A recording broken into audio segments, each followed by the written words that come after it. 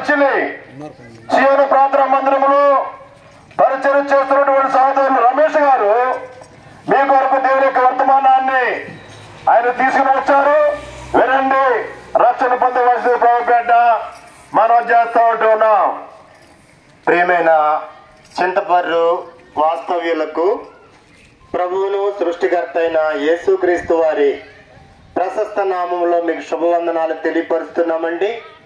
ప్రియులారా, ఎంతో ఆనందంగా పాటలు పాడుకుంటూ జేజేలు కొట్టుకుంటూ మీ మధ్యకు శుభవర్తమానాన్ని మేము తీసుకుని వచ్చాము. సువార్తను మేము తీసుకుని వచ్చాం. ఏంటి ఈ సువార్త అనంటే, సువార్త అనంటే మంచి వార్త.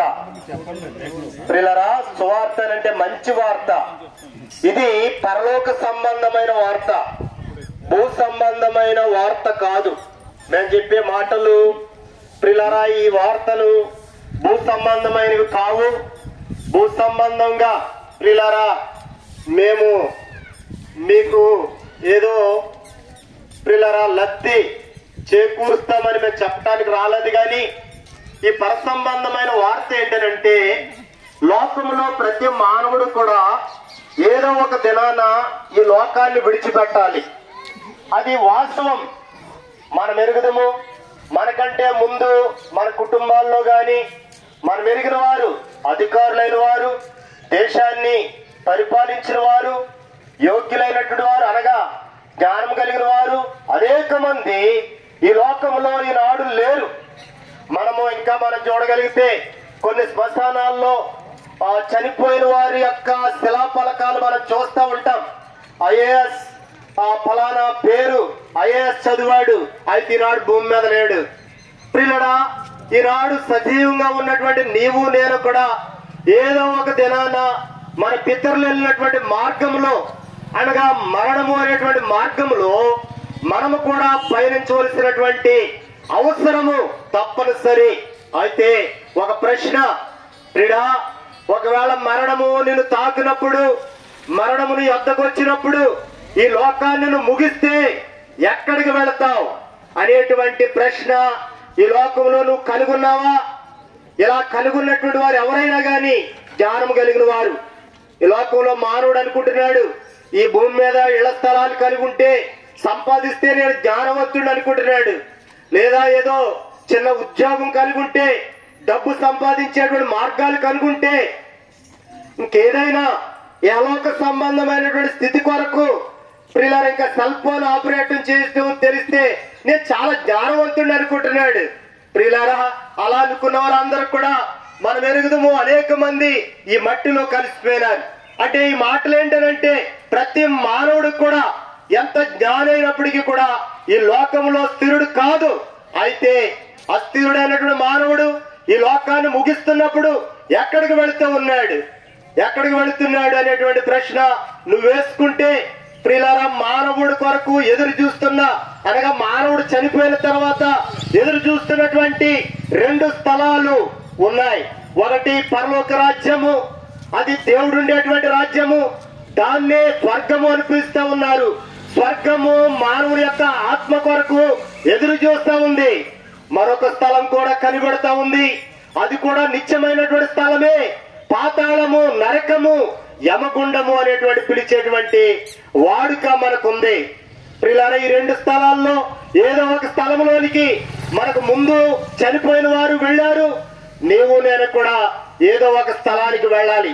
అయితే నాడు ఇక్కడ చెబుతున్నటువంటి నేను గాని ఈ వరుసలో ఉన్నటువంటి వారు గాని చెప్పగలం, ప్రియులారా, పరలోక రాజ్యానికి ఈ లోకాన్ని విడిచిపెడితే ఆ పరలోకము స్వర్గము వెళ్తామనేటువంటి ఖచ్చితంగా ఈ మాటను చెప్పగలుగుతున్నాం.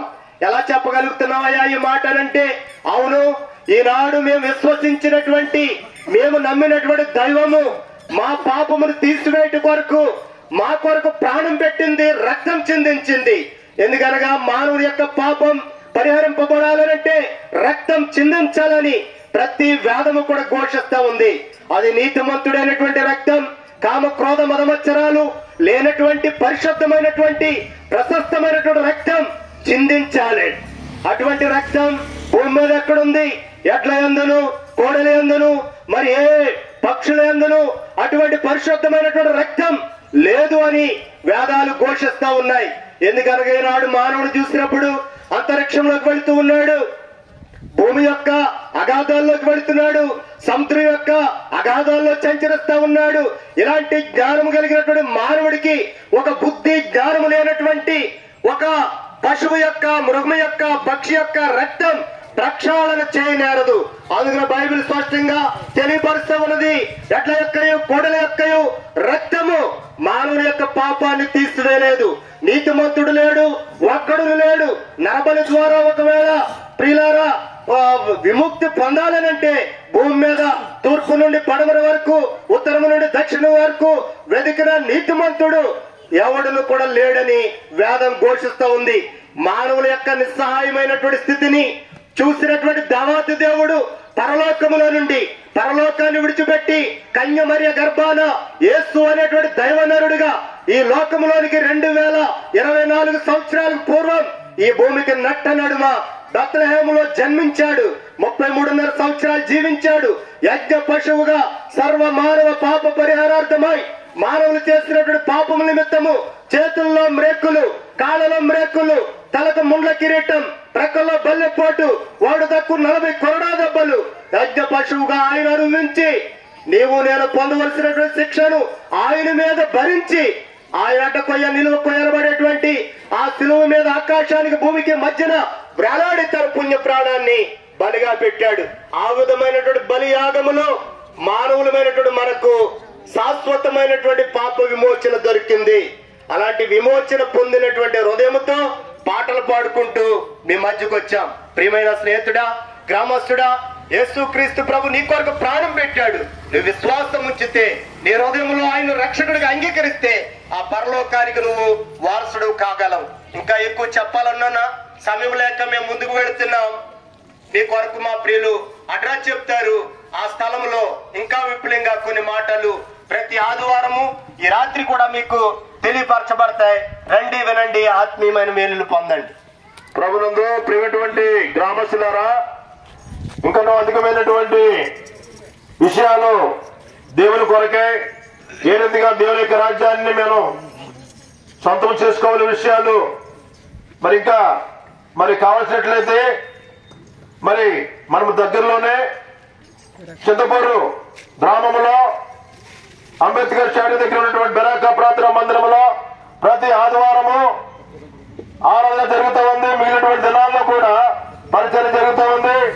అంత మాత్రం కాకుండా ఈ రోజు సాయంకాలము మీ కొరకు దేవుడు 6:30 గంటలకు ఒక ప్రత్యేకమైనటువంటి కూడిక ప్రభు ఏర్పాటు చేసినాడు. కాబట్టి మీరు ఆ యొక్క కూటానికి రావాల్సిందిగా మరి మీకు మనవి చేస్తా ఉన్నాం.